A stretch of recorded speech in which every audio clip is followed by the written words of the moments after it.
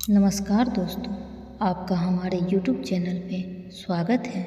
दोस्तों, पौराणिक कथाओं में न केवल सृष्टि के निर्माण से जुड़ी कथाएं हैं, बल्कि मानव जाति और पशु के अस्तित्व से जुड़े भी कई दिलचस्प किस्से हैं। कुछ ऐसी ही एक पौराणिक कथा महादेव का है, जिसमें किन्नर कैसे अस्तित्व में आए, इस बात का वर्णन है। क्या है यह पौराणिक कथा, आइए जानते हैं। किन्नरों की उत्पत्ति के बारे में की जानकारियाँ वाल्मीकि रामायण के उत्तराखंड में वर्णित है, लेकिन किन्नर का अस्तित्व कैसे शुरू हुआ, इससे जुड़ी एक दिलचस्प पौराणिक कथा भी है।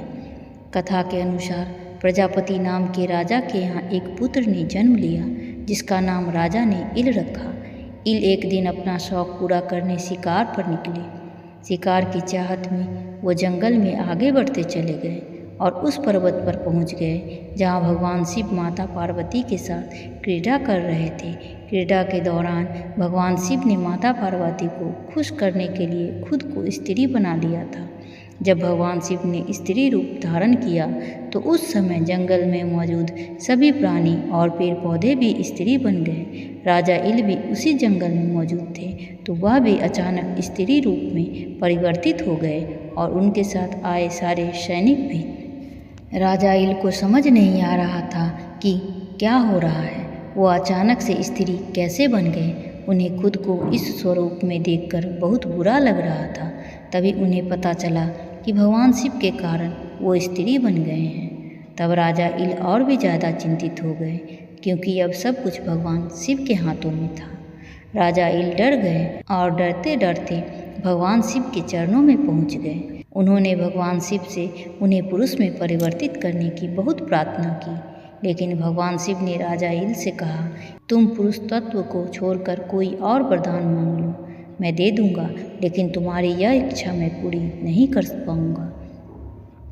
राजा इल ने दूसरा वरदान मांगने से मना कर दिया और अब वो माता पार्वती को प्रसन्न करने में लग गए। जब उन्होंने माता पार्वती से अपना पुरुष तत्व वापस लौटाने का वरदान मांगा तो माता पार्वती ने कहा कि तुम जिस पुरुष तत्व का वरदान चाहते हो उसके आधे हिस्से के दाता तो खुद महादेव है। मैं तो सिर्फ आधा भाग ही दे सकती हूँ, लेकिन यदि तुम अपना आधा जीवन स्त्री रूप में और आधा जीवन पुरुष के रूप में व्यतीत कर सकते हो तो मैं तुम्हें अर्धनारीश्वर होने के कारण तुम्हें आधा जीवन स्त्री और आधा जीवन पुरुष के रूप में जीने का वरदान अवश्य दे सकती हूँ।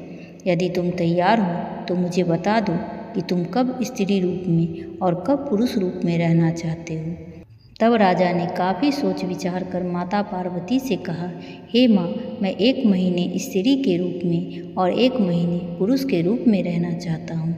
माता पार्वती ने यह आशीर्वाद राजा इल को दे दिया, लेकिन उनके सारे सैनिक स्त्री रूप में ही रहे। माता पार्वती ने यह भी कहा कि जब तुम पुरुष के रूप में रहोगे तो तुम्हें अपना स्त्री रूप नहीं याद रहेगा, और जब तुम अपने स्त्री रूप में रहोगे तो तुम्हें अपने पुरुष रूप का कुछ याद नहीं रहेगा।